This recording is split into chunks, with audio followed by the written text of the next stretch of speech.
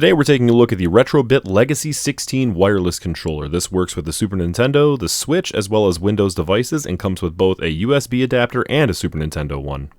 This controller piqued my interest because it has a full set of shoulder buttons as well as analog sticks while maintaining a Super Nintendo form, so I wanted to see how well it would perform on original hardware as well as on modern devices.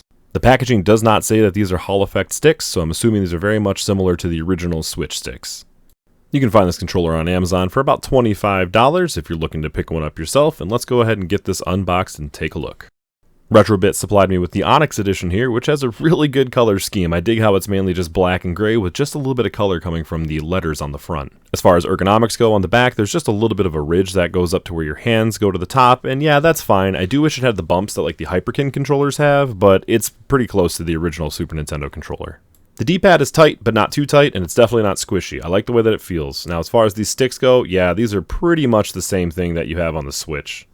Initial button test feels pretty solid here. They're not like they're clicking when you're pressing. They have a good push to them. They're not mushy. Everything feels as it should. If anything, I'd say they're tight in all the right ways. It just makes it feel like a fresh controller. There is also a USB-C port at the top for charging.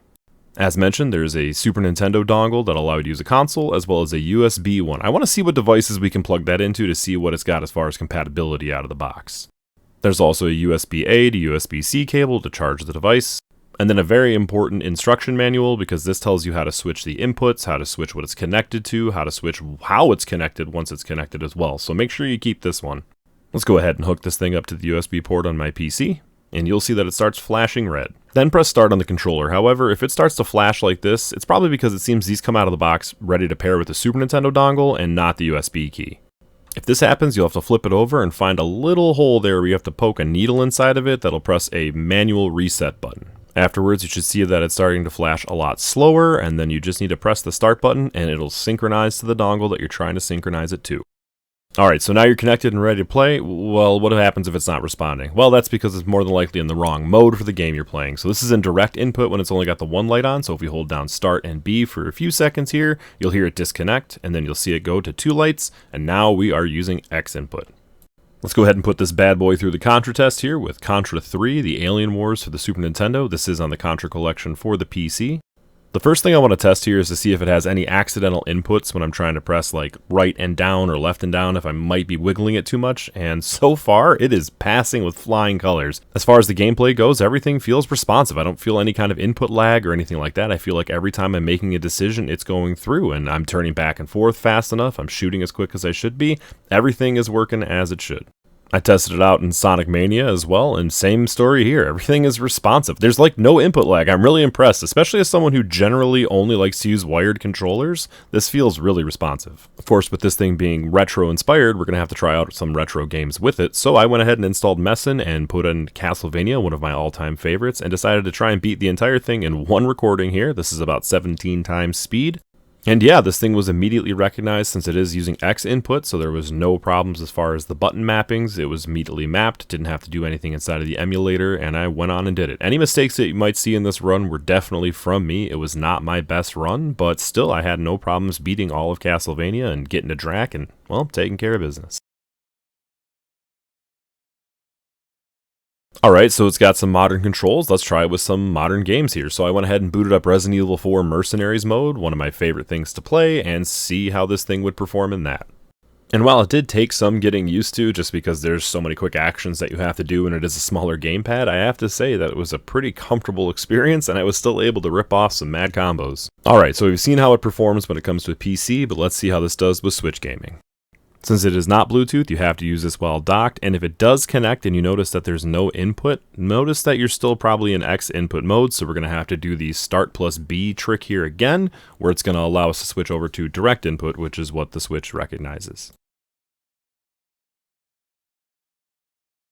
And what better game to test out a retro modern controller than something that mixes both retro and modern like Super Mario Wonder. And again, just like all the other tests, everything here feels responsive. No noticeable input lag or anything like that. The buttons still feel good to press. Every command that I'm putting in is going as it should. Any mistakes here are my own. Great time playing this stage. And clearly this controller was built with the Switch in mind because I can just easily go home and switch up if I want to. I'm enjoying the comfort and the versatility of this controller, being able to use it on a computer and then also switch out to using it on your Switch to play all those games that are included with your Nintendo Online service. That's pretty awesome. I was curious to see if the deck would recognize this, and yeah, while it was in X input mode, it did recognize the controller, and we could test it out here. It was really cool to see in this built-in test that doing the wiggle test didn't show any kind of ghosting or anything like that while I was trying to press pretty hard to side and rocking to see if anything would show up, and all the analog sticks also worked as they're supposed to as well. Testing it out here with Sonic Mania through the deck, and yeah, everything is responsive as it should be. This thing is really surprising me. Okay, we've tested a PC, the Switch, a Steam Deck, all of that, but let's see how this thing performs when it comes to the actual Super Nintendo. When installing the dongle, I have to say this thing had quite the grip and took a good amount of effort comparatively to plug in. Turning the system on, you'll see that the receiver starts to blink, and we're going to go ahead and try pairing the controller to it now, and you're going to notice it's not connecting. Well, that's because it needs to be reset with that silly little button on the back. That's one thing I think for sure they should improve, is making that button just a little bit bigger instead of making us use this needle to get in there. Just one press while it's syncing though gets the controller synchronized to the system. I decided to start off with Super Street Fighter 2 for the Super Nintendo, and yeah, using the face buttons was no problem to pull off commands. I did find that using the analog stick, I was able to get most attacks off. However, when it came to doing Shoryukens, I did have a harder time with that. Using the D-pad just seemed to work better every time that I attempted. That could just be a me thing, but I figure it's worth noting. Moving on to my personal favorite fighting game for the Super Nintendo, Mortal Kombat 2, I was having no problems, again, using the face buttons without the analog sticks to pull off any of these attacks. I think it's just something that I'm more comfortable with, but I do want to say that I just wasn't able to with the same accuracy when I was using that left stick.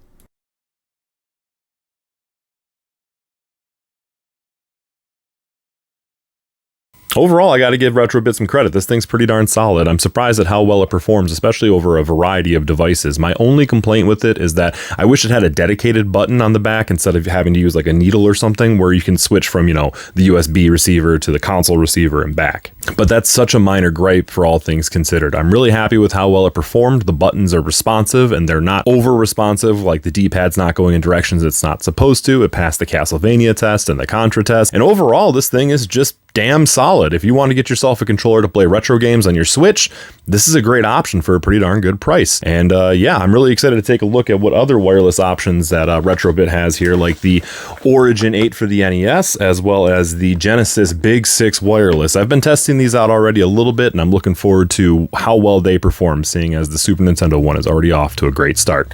Let me know what your thoughts are. Cheers!